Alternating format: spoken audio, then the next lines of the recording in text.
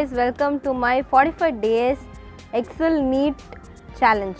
So the first day challenge is to do human reproduction in biology, page 42 to 51. If possible, you can finish the whole human reproduction chapter and then go for physics, atoms, and chemistry, haloalkanes and haloarenes. So today's topic is this, and mostly they are in menstrual cycle questions are asked, gametogenesis questions are asked mostly in human reproduction, and the organs in female and male are also questions asked. So prepare well and do MCQs after each and every subject, and do a mock test today and share me in the comment section of your experience of the first day. So bye, all the very best.